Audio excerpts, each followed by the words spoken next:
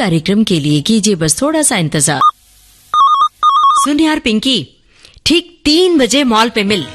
वो क्या है ना, सेल चल रही है और मुझे बहुत सारी शॉपिंग करनी है।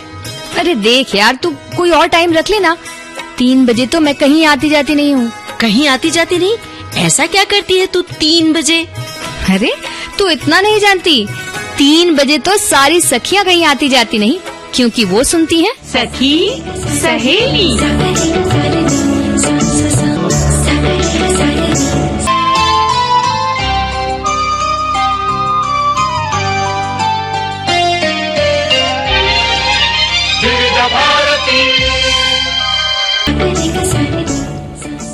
सभी सखियों, सहेलियों और सखाओं को रेडियो सखी ममता सिंह का नमस्कार। मंदाकिनी जी, आपको भी हमारा नमस्कार। जी बहुत बहुत नमस्कार ममता जी, आपको भी मेरा और सभी सुनने वाले सखियों और सखाओं को मंदाकिनी जोशी का भी प्यार भरा नमस्कार। कैसी हैं मंदाकिनी जी आप? मैं तो बहुत अच्छी हूँ और ये भी चाहती हूँ ममता जी कि आप भी बहुत अच्छी रहें और हमारी सखिया और जो सखा हैं वो भी चुस्त और दुरुस्त रहें। बिल्कुल सही कहा आपने। वैसे अगर हम महिलाएं चुस्त दुरुस्त ना रहें तो जिंदगी रूपी गाड़ी का पहिया आगे खींचना बड़ा मुश्किल हो जाए। चाहे घर हो, खेत खलियान हो या फिर अपना कार्य क्षेत्र हो, यानी कोई भी क्षेत्र हो, महिला हर कदम पर बढ़ चढ़कर आगे बढ़ रही है। बिल्कुल, तो इस कड़ी में आज बात होगी चाय बागान में महिलाओं के योगदान के बारे में। जैसा कि आपने कहा, महिला प्रधान फिल्मों पर बात होगी, जो कि B.R. चोपड़ा जिन्होंने अपनी फिल्मों में महिलाओं को सर्वोपरि स्थान रखा। और विश्व सुनामी जागरूकता दिवस है तो इस पर भी चर्चा की जाएगी। और गीत मंजरी में आज का विषय होगा ख्वाब। वैसे भी ख्वाब देखना भला किसे नहीं अच्छा लगता है। ये कहा जाता है ना कि ऊंचे ऊंचे ख्वाब देखिए, बड़े बड़े ख्वाब देखिए तो छोटे ख्वाब अपने आप मुकम्मल हो जाते हैं। तो ख्वाब देखना छोड़िए मत, आंखों में खूबसूरत सा ख्वाब सजाए रखिए और खूबसूरत सा गीत सुनिए। जी जितेरे थे B.R. चोपड़ा और उन्हीं की फिल्म का ये गाना भी था, धूल का फूल। फिल्म का गाना आशा भोसले और महेंद्र कपूर की आवाजें थी, साहिल लुधियानवी के बोल, एन दत्ता का संगीत था। तो ममता जी, हमारे श्रोताओं ने तो लिखना शुरू कर दिया है। एक श्रोता लिखते हैं कि B.R. चोपड़ा ने एक से बढ़कर एक फिल्मों का निर्माण किया और बहुत मनोरंजन भी किया। इन्हीं फिल्मों में साधना, कानून, गुमराह और हमराज जैसी सुपरहिट फिल्में थी और बहुत सारी फिल्में जिनमें समाज को संदेश देने वाली होती थी और उन्होंने अपने दर्शकों को हर बार कुछ नया दिया। और इसी बात को ध्यान में रखते हुए उन्होंने कानून जैसी एक फिल्म, जो कि प्रयोगात्मक फिल्म का निर्माण किया था और ये एक नया प्रयोग था।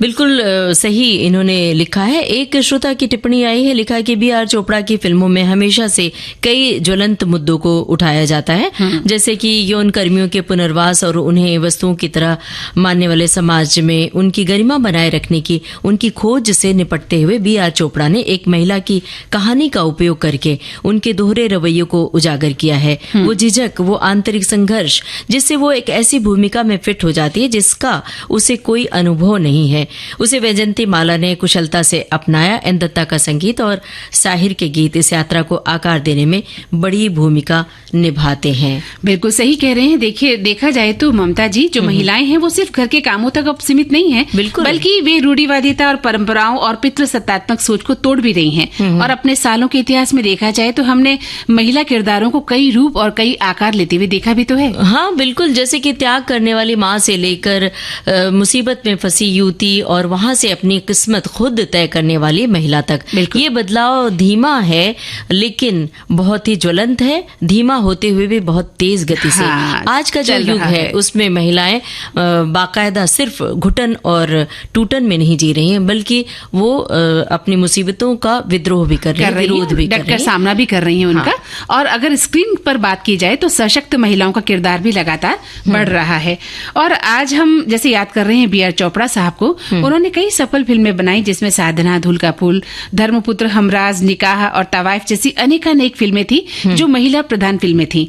और भारतीय सिनेमा के एक ऐसे दिग्गज फिल्म मेकर रहे हैं B.R. चोपड़ा, जिन्होंने न सिर्फ एंटरटेनमेंट फिल्में बनाई बल्कि ऐसी फिल्में बनाई जिसमें स्त्री प्रधानता रही और जिसमें सोशल मैसेज भी रहे। सही कह रही हैं आप। और B.R. चोपड़ा ऐसे फिल्म मेकर है जिन्होंने हर दौर का बदलता सिनेमा देखा और दिखाया। इन्होंने अपनी फिल्मों में समाज में महिलाओं के प्रति सोच और नजरियों को बदलने में बड़ी ही अहम भूमिका निभाई। फिल्म इंडस्ट्री में पहले औरतों की छवि एक अबला नारी की हुआ करती थी, आपको याद होगा बहुत सारी फिल्मों में, लेकिन धीरे धीरे नजरिया बदलने लगा और उन्होंने अपनी फिल्मों के जरिए इसमें बड़ी ही अहम भूमिका निभाई। बिल्कुल सही कहा ममता जी। हमारे समाज में देखा जाए तो हमेशा से महिलाओं को एक अबला नारी समझकर दबाया जाता रहा और इस नजरिए को बदलने में इन फिल्मों का बड़ा योगदान रहा। जहां महिलाओं के किरदार में हमने देखा कि एक मजबूर माँ है, भोली भाली पत्नी है, प्यार में पागल प्रेमिका है, या प्यारी सी बहन है, या एक अनुशासित बेटी है, जो यही रोल दिखाए जाते थे। तो वहीं अपनी सुरक्षा के लिए उसके अंदर छुपी ताकत से भी परिचय इन्हीं फिल्मों ने हमें करवाया भी। बिल्कुल। और बी आर चोपड़ा को एक ऐसे फिल्मकार के रूप में याद किया जाता रहेगा जिन्होंने पारिवारिक, सामाजिक और साफ सुथरी फिल्में बनाकर तकरीबन 5 दशक तक सिने प्रेमियों के दिलों में अपनी खास पहचान बनाई। अब फिल्मों की फहरिस्त तो बहुत लंबी है, फिर भी नया दौर याद ही होगी आपको। वक्त, हमराज, बाबुल जैसी जीवन में रची बसी कहानियों को दर्शक भूल ही नहीं पाते हैं। आप भी हमारे दिलो दिमाग पर अपनी अमिट छाप छोड़ती हैं आज के जमाने में भी। बिल्कुल सही कहा आपने, क्योंकि उन्होंने विधवा, पुनर्विवाह और वैश्यावृत्ति जैसी सामाजिक समस्या को भी अपनी फिल्मों का विषय बनाया, और उस समय बनाया जब इन विषयों पर बात करना भी बड़ा एक संदेह अशोभनीय माना जाता था। तो उनकी ज्यादातर फिल्में महिला और सामाजिक मुद्दों पर आधारित रही। तो फिल्म जगत को दिए गए उनके योगदान के लिए भारत सरकार ने उन्हें दादा साहब फाल्के पुरस्कार से सम्मानित किया था। जी बिल्कुल किया है, क्योंकि उन्होंने जिस तरह से ज्वलंत मुद्दे उठाए और स्त्री की छवि को सुधार कर एक सशक्त स्त्री के रूप में परिवर्तित किया, वो बहुत ही तारीफ करने योग्य है। अब उन्हीं की फिल्म का ये गाना, फिल्म साधना, ये गाना था। और हम ये गाना तो पूरा नहीं सुनवा सके मंदाकिनी जी। हाँ। आप श्रोताओं की टिप्पणियां पढ़ रही हैं, हमें पता है, तो आप टिप्पणियां पढ़ते रहिए और हम एक ब्रेक ले लेते हैं। जी बिल्कुल बिल्कुल। देव दर्शन धूप, सुबह जलाओ शाम जलाओ, चारों दिशाओं को महकाओ, देव दर्शन धूप। सर्वोत्तम क्वालिटी देव दर्शन धूप, अगरबत्ती, कौन व हवन सामग्री। ताजी ताजी महकी महकी जोश है जबरदस्त, ये चाय बड़ी है मस्त। पताका चाय, गजब का स्वाद की सहेली। और आज इस कार्यक्रम में कौन कौन है? ममता सिंह और मंदाकिनी जोशी। तो ये बड़ा अलग सा एहसास है, मतलब ये एहसास है कि आपने मेरा नाम लिया। हाँ? और मैंने आपका नाम लिया। हाँ, कितना अच्छा लगा। तो अदल बदल हो गया ना। अच्छा, एक बात मैं आपसे पूछना चाह रही थी। आपने अभी गीत बजाया, सुनो जी तुम क्या क्या खरीदोगे, तो आप बाजार जाती हैं तो चाय की पत्ती भी खरीदती हैं क्या? हाँ, खरीदनी पड़ती है भाई, चाय पीनी है तो चाय पत्ती तो खरीदनी पड़ेगी, वरना तो सुबह की शुरुआत तो चाय से ही होती है। तो दिन भर में कितनी चाय पी लेती हैं आप?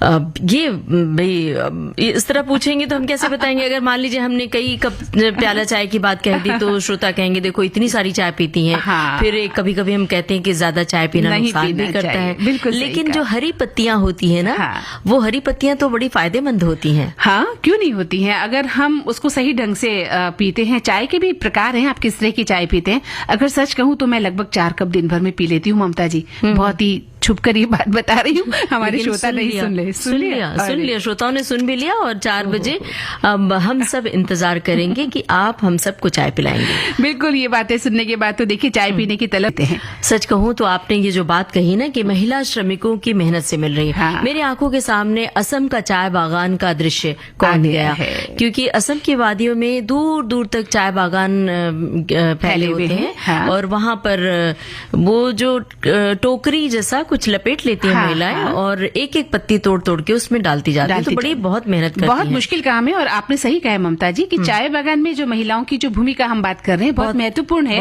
और हम इसको हल्के में नहीं ले सकते, क्योंकि चाय को हमने बहुत हल्का पेय पदार्थ बना रखा है। हाँ। जब जी चाहा हमने चाय पी लिया। तो दूर से देखने पर या किसी फोटो को देखने पर जब हम महिला द्वारा चाय पत्ती चुनने का दृश्य देखते हैं तो बहुत सुंदर लगता है हमें ना। हम एक प्राकृतिक नजारे के रूप में उसे देख लेते हैं। लेकिन सच्चाई ये है कि अपने नंगे हाथों से और कभी कभी नंगे पैर चाय की पत्तियां चुनना कितना श्रम साध्य हो सकता है। क्या हमने कभी सोचा? सही कह रही हैं आप। और भाई हम तो सोचते हैं, लेकिन अगर हमारे श्रोता सुन रहे हैं इस बात पर गौर करेंगे और उन महिलाओं को हम सलाम करते हैं।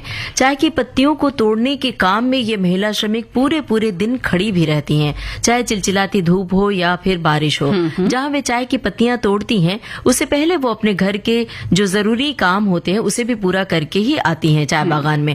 ये महिलाएं पूरे दिन समूह में रहकर चाय की पत्तियां तोड़ती हैं। वे सिर्फ कोमल पत्तियां ही नहीं तोड़ती है, बल्कि काम करते समय आने वाले अनावश्यक जो लताएं होती हैं उनको, खरपतवार होते हैं, खरपतवार को भी हटाती चलती हैं। बड़ा मुश्किल काम है ये, किसी खरपतवार को काटना, उसे हटाना, क्योंकि उसमें कांटे भी होते हैं जो आपके हाथों में चुभते हैं और हाथ भी लहूलुहान हो कितना सकते हैं। धीरज का काम है, बहुत धैर्य का काम है और बहुत मेहनत का काम है। तो चाय बागानों में काम करने वाली जो महिलाएं हैं या गृहिणियां हैं, घर की अनगिनत काम करती हैं ममता जी, ठीक आपकी और मेरी तरह। तो चाय बागानों में रोजाना, मतलब आप अनगिनत काम करती हैं। अच्छा, वो बातों बातों में बता भी दिया। बिल्कुल करते हैं, क्योंकि घर का काम तो करना ही पड़ता है। सही कह रहे हैं। दोहरी तेहरी जिम्मेदारियों से हर महिला जूझती है। अभी ये इसलिए हम नहीं कह रहे कि हम दोनों महिलाएं हैं इसलिए महिलाओं की तारीफ या गुणगान करने बैठे हैं। सच्चाई है, सच्चाई श्रोताओं तक पहुंचा रहे हैं। कई घरों में हमने देखा है कि महिलाओं को वो सम्मान नहीं मिलता है, वो अधिकार नहीं मिलता है जो उन्हें मिलना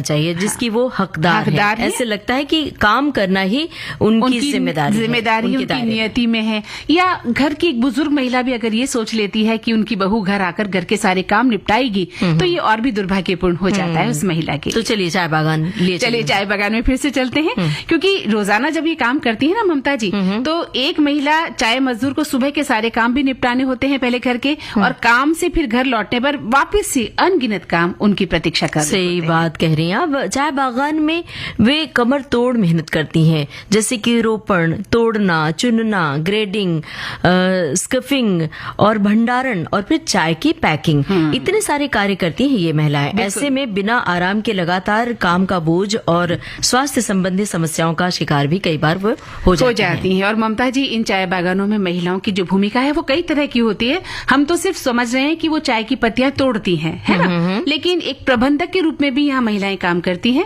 और फसल कटाई और कटाई के बाद की जो गतिविधियां हैं उनमें भी इनकी महत्वपूर्ण भागीदारी होती है। मंदाकिनी जी, आज जो बहुत सारे कवि हैं, गीतकार हैं, उनके बारे में हम चर्चा करते रहते हैं कि आज उनकी याद का दिन है। तो आपको याद है क्या कि आज कवि गीतकार डॉक्टर भूपेन हजारिका की याद का दिन है। डॉक्टर भूपेन हजारिका ने भी असम के चाय बागानों में काम करने वाली महिलाओं को लेकर बहुत सारे गाने लिखे हैं। उनके बारे में लिखा है, वो ऐसे विलक्षण कलाकार थे जो अपने गीत खुद लिखते थे और खुद ही संगीतबद्ध करते थे और खुद ही गाते थे। उन्हें दक्षिण एशिया के श्रेष्ठतम सांस्कृतिक दूतों में से एक माना जाता रहा है। बिल्कुल सही कहा आपने, क्योंकि वो इतने महान रहे हैं, महानता का उन्होंने श्रेष्ठतम शिखर छू लिया था। तो डॉक्टर भूपेन हजारिका यूं तो अनेक उन्होंने गीत लिखे, लेकिन आज हम अपनी सखियों को एक ऐसा गीत सुनवाना चाहते हैं जो उन्होंने असम के चाय बागान में काम करने वाली महिलाओं को लेकर लिखा था। बड़ा मुश्किल होता है इस तरह से गहन दृष्टि रखना ममता जी, और एक साहित्यकारी, एक कवि, एक कथाकारी ऐसी गहरी दृष्टि रख सकता है। जहाँ न जाए रवि वहाँ जाए कवि। बिल्कुल तो सही इन कहा। चाय बागान की पत्तियों में ये कवि पहुंचे। बिल्कुल। और देखिए सबसे बड़ी बात कि जो गुलजार साहब हैं उन्होंने इनकी असमिया कविता को हिंदी में रूपांतरित किया और आवाज तो भूपेन दा ने ही दी थी। बहुत ही सुंदर गीत है, एक कली दो पत्तियां, नाजुक नाजुक नाजुक उंगलियां। तो चलते हैं, गुलजार के बोल थे और संगीतकार भूपेन हजारिका। और अब एक अंतराल लेना होगा ममता जी। बिल्कुल। देव दर्शन धूप, सुबह जलाओ शाम जलाओ, चारों दिशाओं को महकाओ, देव दर्शन धूप। सर्वोत्तम क्वालिटी का स्वरूप देव दर्शन धूप। कार्यक्रम के इस भाग के प्रायोजक थे देव दर्शन धूप, अगरबत्ती, धूप स्टिक्स, कोन्स। और चाय के बागानों की सैर करवा ही थी और अब सोचना पड़ेगा कि जब चाय में पीऊंगी तो ध्यान रखूंगी कि जो चाय की पत्ती है उसको ज्यादा से ज्यादा बचा के रखूं। हाँ बिल्कुल। और हरी पत्ती वाली चाय भी पीना जरूरी है, पीना शुरू करिए, क्योंकि आपने कहा ना 8-10 चाय,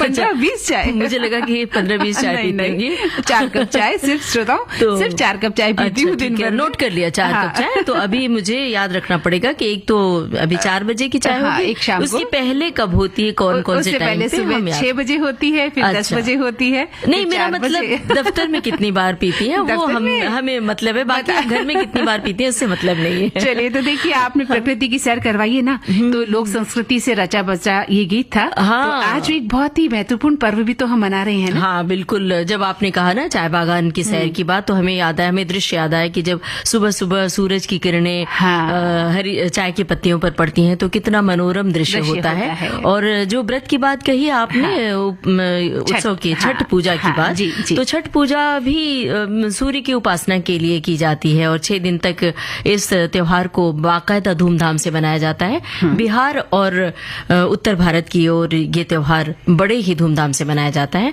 और बाकायदा महिलाएं व्रत करती हैं, अपने संतान से जुड़ी समस्याओं के लिए प्रार्थना करती हैं, सूर्य देवता की उपासना करती हैं। और खास बात ये, बड़ा कठिन व्रत लगता है ये, और एक तरह की तपस्या सी लगती है। महिलाएं अर्घ्य लेकर नदी में खड़ी होती हैं जब सूर्योदय होता है, तो घंटों देखा है कि वो अर्घ्य लेकर खड़ी होती हैं। जब सूर्य देवता प्रकट होते हैं, मतलब सूर्य उदित होते हैं, तब वो अर्घ्य देकर वो पारण करती हैं। और देखिए सबसे बड़ी बात ममता जी, कि धार्मिक महत्व के साथ साथ इसका जो है वैज्ञानिक महत्व भी है ना इस पर्व का। तो जिस समय सूर्य की पराबैंगनी किरणें पृथ्वी की सतह पर सामान्य से अधिक मात्रा में एकत्र हो जाती हैं, उसके संभावित कुप्रभावों से मानव की जो यथासंभव रक्षा करने का सामर्थ्य इस छठ पूजा की परंपरा में निहित है, ऐसी मान्यता है। बहुत सही बात आपने बताई। और हर पर्व त्योहार का कोई न कोई वैज्ञानिक कारण होता है, लेकिन वैज्ञानिक कारणों को के मद्देनजर ही हमें त्योहारों को हमें मनाना चाहिए। तो क्या होता है कि जो थोड़ी उसके नकारात्मक प्रभाव होते हैं वो भी कम हो जाते हैं। हम अंधविश्वास और कुरीतियों से दूर होकर एक वैज्ञानिक तथ्य से किसी त्योहार को, पर्व को मनाते हैं, तो उसका जो परिणाम है वो भी बड़ा खूबसूरत आता है। जैसा कि इस पर्व का जो वैज्ञानिक महत्व है, जिसके माध्यम से पराबैंगनी किरण के जो हानिकारक प्रभाव है उनसे जीवों की रक्षा संभव है, ऐसी मान्यता। और ऐसे आप बिना व्रत के कभी भी सूर्य के सामने खड़े ही नहीं होते हैं, आप धूप में जाते ही नहीं है। तो ये सब तो महत्व है, ये वैज्ञानिक कारण है। और जब छठ पूजा की बात आती है मंदाकिनी जी, तो एक नाम है, एक आवाज है, एक सोंधी सी आवाज है, सोंधा सा स्वर है, वो हमारे कानों में गूंजने लगता है। वो है शारदा सिन्हा, जिन्हें हम लोग गायिका के रूप में जानते हैं, पद्मश्री से सम्मानित है। और उन्होंने बहुत सारे छठ गीत गाए हैं, और न केवल गाए हैं बल्कि वो छठ पूजा उनके आवाज के बिना पूरी नहीं होती है। लोग अपने मोबाइल से लेकर रेडियो सेट की बात करें या कहीं न कहीं वो जोड़ लेते हैं, उन लोकगीतों को सुना जाता है। हाँ, शारदा सिन्हा की आवाज बिना वो अधूरा सा लगता है। और इस समय शारदा सिन्हा की सेहत ठीक नहीं चल रही है, तो हम उन्हें उनके लिए शुभकामनाएं भी करते हैं और उन्हीं की आवाज में गीत का अंश सुनते हैं। बिल्कुल, पर भी बातचीत लिखी है। आप लिखते हैं कि महिला श्रमिक और चाय बागान में उनकी भागीदारी ये ध्यान आकर्षित कर रही है, क्योंकि अधिकांश क्षेत्र में महिलाओं का प्रभुत्व है। रोपण, तोड़ना, चुनना, ग्रेडिंग, स्फिरिंग, भंडारण, स्किफिंग और पैकिंग चाय के खेतों में ग्रामीण महिलाओं द्वारा की जाने वाली महत्वपूर्ण गतिविधियां हैं। और एक श्रोता ने लिखा है कि चाय बागानों में काम करने वाली कुल कर्मचारियों में महिलाओं का योगदान तकरीबन 50% है। चाय बागानों में महिलाएं चाय तोड़ने और छटाई का काम करती हैं। वहां महिलाओं को नेतृत्व की भूमिकाओं में भी शामिल किया जा रहा है। और चाय बागानों में काम करना कठिन होता है और इसके लिए शारीरिक शक्ति की भी जरूरत पड़ती है। बिल्कुल ममता जी, हमारी एक श्रोता और लिख रही हैं कि सखी सहेली के सभी विषय जो आज के विषय हैं बहुत महत्वपूर्ण है। महिला प्रधान फिल्मों के चितेरे, B.R. चोपड़ा साहब, या जिनकी हमने बहुत सारी फिल्में देखी हैं, और महिला प्रधान फिल्में जो धूल का फूल, गुमराह, निकाह, इनकी पसंदीदा फिल्में हैं। और इन फिल्मों के माध्यम से इन्होंने बहुत कुछ सीख भी हासिल की है। एक श्रोता ने चाय बागान से जुड़ी हुई बात भी लिखी है और लिखा है कि B.R. चोपड़ा चर्चा का इंतजार। तो चर्चा तो हो चुकी है। ये टिप्पणी इनकी पहले आई थी और हम अभी ले रहे हैं। और आगे लिखा है कि चाय बागान में महिलाओं का योगदान, कुछ नया विषय सुनेंगे। और बाकी इन्होंने गीत मंजरी, ख्वाब और ये सब जो विषय था वो भी लिखा है। और चाय बागान से जुड़ी जुड़ी हुई एक टिप्पणी और है कि इसमें उनकी जो भागीदारी होती है ये बहुत ही आकर्षक बात है, महत्वपूर्ण होती है। हाँ, लेकिन वो दूर से आकर्षक लगती है। जैसा हमने कहा ना, किसी चित्र में जब हम इन महिलाओं को देखते हैं तो बहुत आकर्षक होती हैं, लगती हैं, लेकिन देखा जाए तो वो काम कितना जटिल होता है। बिल्कुल सही बात है। दूर से देखने पे हर चीज लुभावनी लगती है, लेकिन जब हम नजदीक जाते हैं ना, हाँ, तो जब नजदीक जाते हैं तो देखते हैं कि इसमें मुश्किल भी होती है। ऐसा नहीं कि सब कुछ अच्छा ही।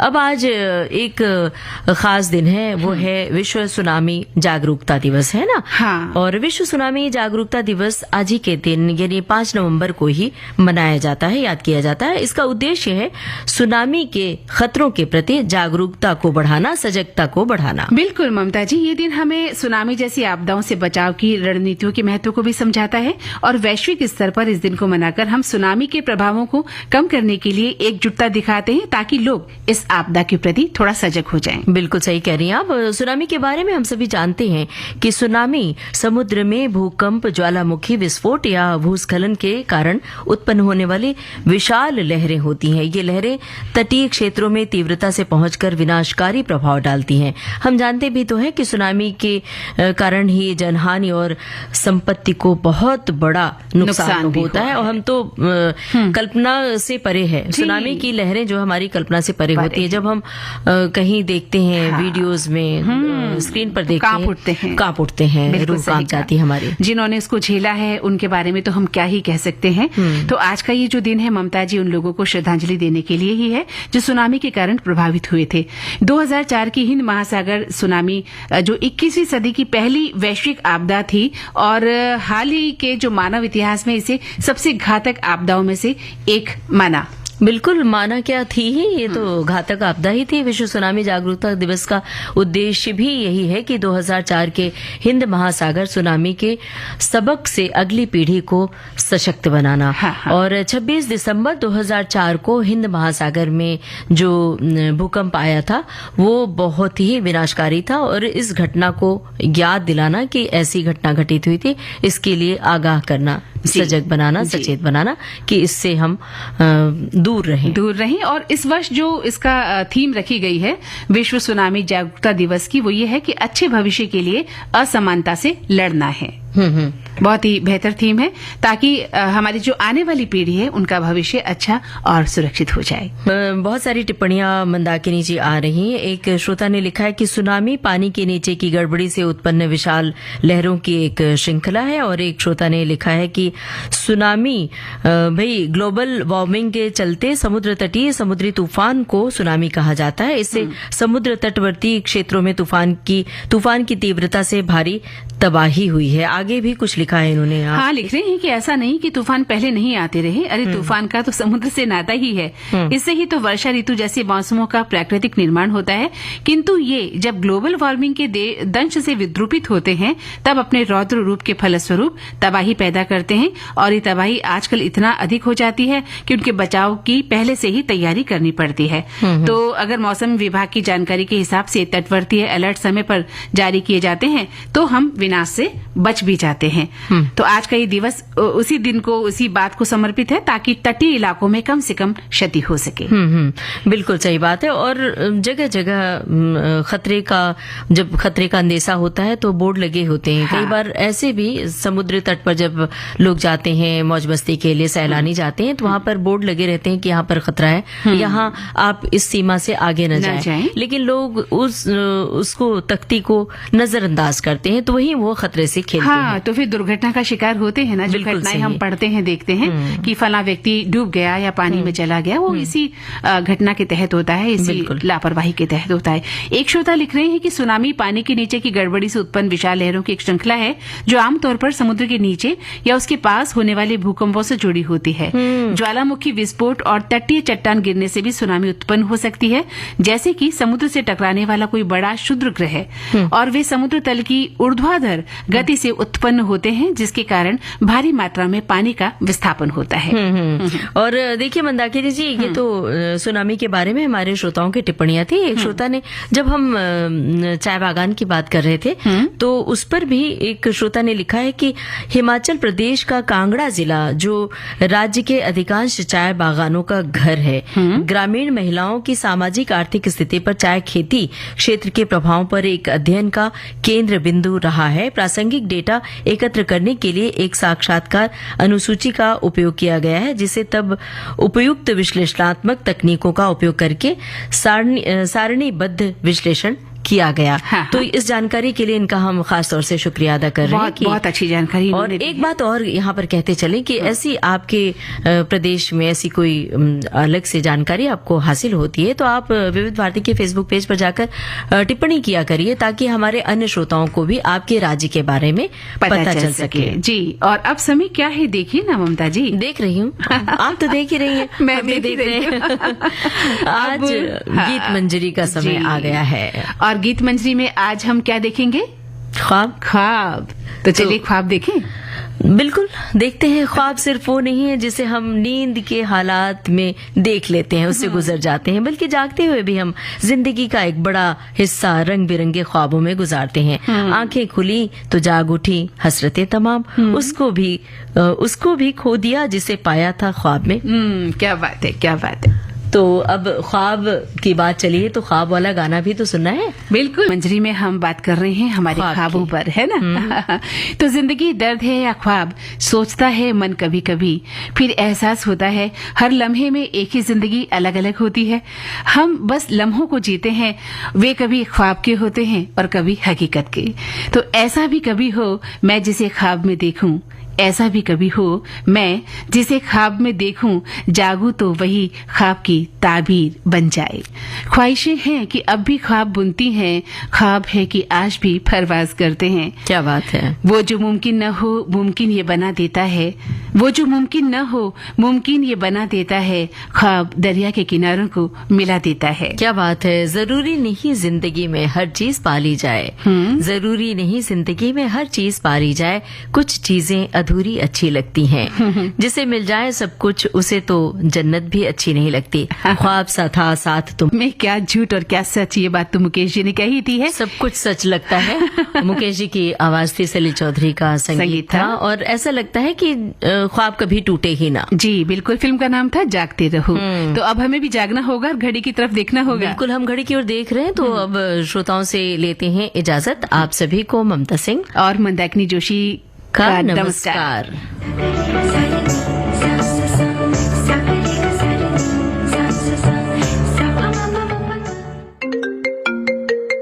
आपके मोबाइल पर आती है एक कॉल, नंबर अननोन यानी अपरिचित है, फिर भी आप उठा लेते हैं कि क्या पता कॉल जरूरी ना हो। आपको